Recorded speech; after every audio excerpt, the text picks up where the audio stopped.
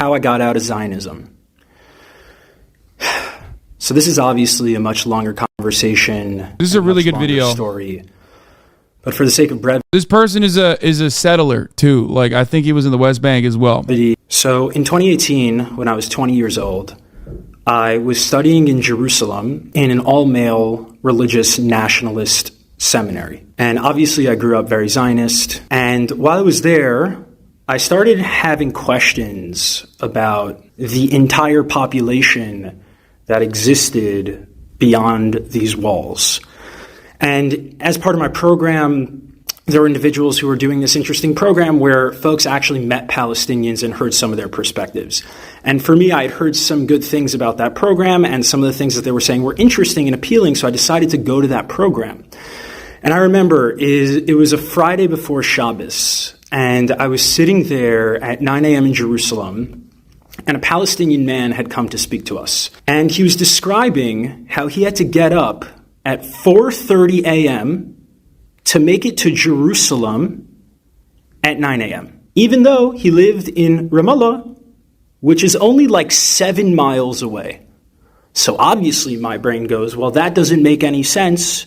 Surely it shouldn't take you more than 4 hours to go 7 miles. And then I listened how he proceeded to talk about the system of checkpoints, how he had to get on a separate bus, how he had to make the calculation of whether it made more sense for him to stay on the bus, knowing that if he's on the bus, he could be kicked off the bus at the checkpoint and go to the back of the line, or if it just made sense to just wait on the non-bus part of the checkpoint to get through to make sure that he got here in time to speak to a bunch of Zionist Jews to try to convince them that Palestinians were human. So after the lecture, I went up to him, I was like, dude, this is f***ed up. What is going on? That's so... I'm sorry. I know this is a serious story, but it is. It's so f***ed up that it's like, if you person to person have a guy describe this to you, you should only... That should be your response. You're like, what the f***? And this guy lives there, chat. What's going on here? Why did no one tell me about this? And I was like, can you just like... I didn't even know what to... I was like, more, just more. Tell me more. He took out his ID card and he's like, yeah, I actually have to head back now because if I'm not back by a certain time, my provisional travel status is going to get revoked and I won't be able to leave Ramallah again. And it doesn't matter if the checkpoints held me up. And the checkpoints could take 3 to 4 hours. I need to head back now. I'm like, dude, it's 10:30 or 11 o'clock. He's like, I can't take any chances. Like, I'm not risking this getting revoked.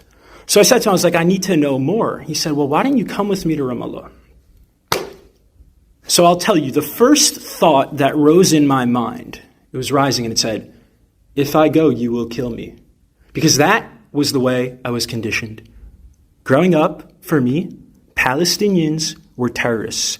There was no possibility that a Palestinian was human, and certainly no possibility that Palestinian resistance had nothing to do with Jewish folks, but had to do with the fact that there were settlers kicking Palestinians off their land, upholding apartheid, ethnic cleansing, and genocide. So as that thought was rising, there was another voice in me, and I think this voice is a deep ancestral voice, and to this day, I'm amazed at myself that I was able to challenge all of my conditioning with a second voice, a deeper voice. For the record, that is important. Many people don't do that. A lot of people that come in here and immediately start yelling and saying things like, Hassan, you're anti-Semitic or whatever. What you're saying must be untrue. They're saying that because there is a secondary voice inside of their heart that says, if what you are saying is true about Israel, then everything I know is wrong. And that's really f***ed up. Like that the country that I've been defending for all these years is actually doing really f***ed up shit. So there's always that other voice inside of you that is creating cognitive dissonance, because if you were a stupid person, simply just a stupid person, then you wouldn't even be mad, because the real stupid person comes in here and goes, get f***ed, bozo, Israel on top, Palestinians are goat f***ers. The person with at least some semblance of conscience comes in here and is misguided and maybe even cynical, but at least like there's a mashup of these two different conflicting opinions inside of your brain, because the real dumb they come in here all the time. They come in here and they talk about like genocide is f***ing awesome. Let's go pog. Okay. But there are at least people with like some semblance of consciousness, and they are having a hard time with the cognitive biases that they have, with the cognitive dissonance that they are experiencing. So the only thing that they can do is probably try to re-solidify and reaffirm their position. And instead of looking within and going, wait, maybe what he's saying I should listen to charitably, they go, I'm going to suppress what my conscience is telling me because I value myself to be a progressive. And what this guy that I may have even trusted in the past, who I've thought to be a progressive in the past, is now telling me something that goes against my beliefs, my conditioning that has told me that what Israel is doing is just. These are national security concerns. These are real concerns. I always want you to remember, if you come in here with that kind of attitude, just examine deep within, inside of yourself, beyond the security concerns that you've been told, beyond the necessity for the apartheid to exist. Instead of having that knee-jerk reaction, what you should do is listen to that other voice inside of you that says, what if this stuff is true? What if what I am hearing, albeit biased, is not untrue? What if it is true? And then you should go on a journey. Once you ask that question inside of yourself, you have to go on a journey. You can't just take my word for it. Because I meme sometimes, I have angry moments, sometimes it's clippable shit. I am simply here as a shepherd to guide you on the right path. I am not your savior. I am not a smart guy. I'm a dumb guy. You have to then go and do the reading. Look it up. A lot of the stuff that I talk about is readily available. Just confirm or deny by searching the things that I have brought up, from joking stuff that sounds ridiculous, like the Israeli cum retrieval, all the way to why I say Israel is an apartheid state. Go to B'Tselem, go to the Human Rights Watch, go to Amnesty International, go and read why these people have laid out with the specifics, why these organizations, both Israeli and international organizations, have laid out with the specifics what Israel is doing is unacceptable. Why? That's it. Because I think that if you do that, and if you are genuinely charitable, instead of trying to hide under the comfort of reaffirming the patriotic conditioning that you have been subjected to your whole life, and that does seem very comfortable. There's comfort there. There's a sense of security there, right? And there are plenty of people who are just as progressive as you are, who will also reaffirm your suspicions that maybe the naysayers are wrong. Maybe people that are pro-Palestinian are actually wrong. It's just something to consider. And that voice immediately said, well, you've been told your whole life that this person was going to kill you and that this person was a terrorist and he wasn't human. And he's standing right in front of you, and he's the exact opposite of those things. In that moment, I didn't vocalize that thought, and I called bullshit, and I said, yeah, I'll come. I'll come. I need to see it for myself. And I went to Shar Shechem, which is Damascus Gate, the only place I wasn't allowed to go to when I was in yeshiva, for fear that Palestinians would kill me. And the second I stepped into Damascus Gate, I essentially, I don't want to say became Palestinian, that's ridiculous. I had tremendous privilege as a settler, but I got to taste, maybe instead of a drop in the ocean, I got to taste the mist surrounding one drop in the ocean of what it's like to be subject to a settler colonial regime. And I got on a Palestinian bus, and for me, I was like, well, this is interesting that it's a completely different busing system. But even more than that, it's like I all of a sudden was with the people who were supposed to kill me.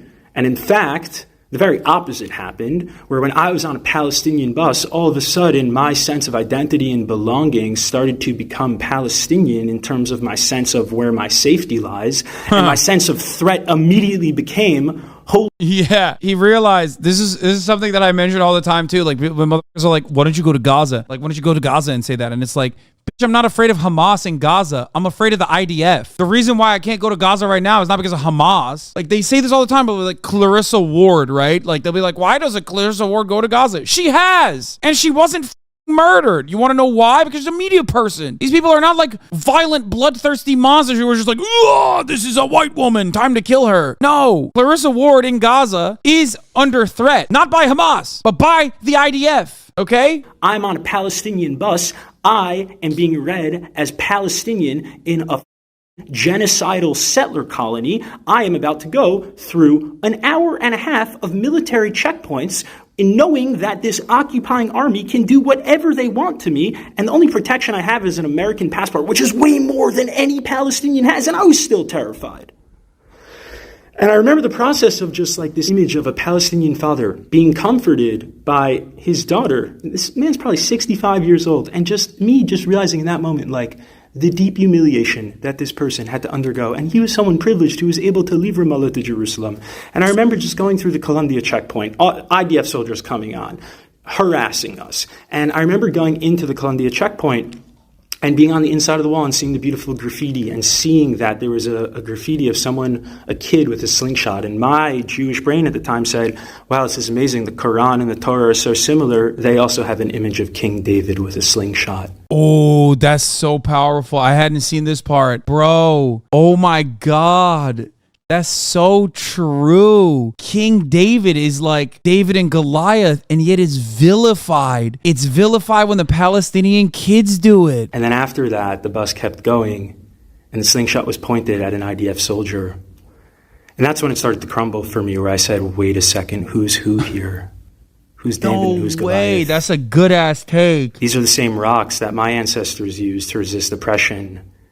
And now these rocks of King David is like canonically the goated story, right? It's overcoming a great evil, much larger, overcoming impressive odds, impossible odds. It's like the underdog story. Okay, great VeggieTales episode, sure. And it is like, it's something that obviously a lot of Jews internalize. It's something that also corresponds almost perfectly to Jewish history, as Jews have been the underdogs historically, right? The minority group in every population, constantly being cast aside, constantly being purged, constantly being made out to be the villains. So like it's definitely a story that is understandably important, and it's definitely powerful, because like in that moment you're not the underdog. To come to that recognition through powerful imagery, it's great. Palestine are being used by Palestinians to resist oppression too,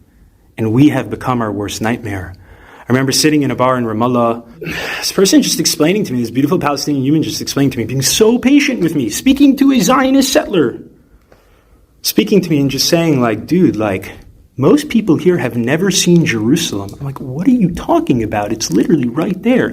It's like you have to be a male and 65 or older, or women 55 or older, or you need to have someone sponsor you for a work permit, but the only way they can sponsor you, there has to be an Israeli, and how the fuck is an Israeli going to sponsor you if they don't even know you exist because you're behind the wall? Again, maybe the regulations have changed. This was my experience 5 years ago. It's probably gotten worse. And I remember him saying to me, he says, Shlomo, what would you do? What would you do if your entire life, the only person of the occupying army that you saw, and the only interaction you ever had with Jews were IDF soldiers who came in and raided you and arrested you in the middle of the night, put you under administrative detention, tear gassed your homes, cut off your water and electricity, arrested a bunch of your friends, and killed you and harassed you? He said, what would you do? And I said, if you don't think that I would resist with every single fiber in my being, as long as I was alive, to liberate myself from this colonial hell, you are out of your mind. I said, how dare you even ask me what I would do? I said, do you know my ancestry? Do you know who I come from? Do you know that my lineage? My grandfather survived Auschwitz. Reb Shimon Bar Yochai, Hanukkah. You think I wouldn't fight back? That was after 6 hours. Can you imagine what 18 years, what 30 years does to the psyche of someone like that? And y'all sit here and get confused with Palestinian resistance? Are you kidding me? All that shows me is that A, you have no idea what the settler colony of Israel is, and B, it's disrespectful. You're disrespecting yourself because you're telling me that if you were in that position, you wouldn't fight back and you would willingly die. And that tells me that if I was in Auschwitz with you and we were in the bunkers, you wouldn't resist our Nazi captors. And that is someone I don't trust. So let's get it together and start telling the truth and take this seriously. Let's free Palestine for all people, everyone on the land. So, as powerful words, I hadn't watched the whole thing. It's actually incredible. The thing I will say is this: a lot of people come to me and say, isn't it mind-boggling or mind-numbing that people willingly misunderstand what you have to say? It's mind-boggling. Isn't it angering anger inducing that people deliberately say things like, oh, you must be a Russia supporter, or you're this, you're that. People clip chimp you and take you out of context. Constantly talk about, how hypocritical it is that you're socialist but rich. And part of the reason why my values are not shook is, well, twofold. One, because I do think that justice is always inevitable. There is an inevitability towards justice, and that people will inevitably come around. And two, my conscience is clear. That's it. My conscience is clear.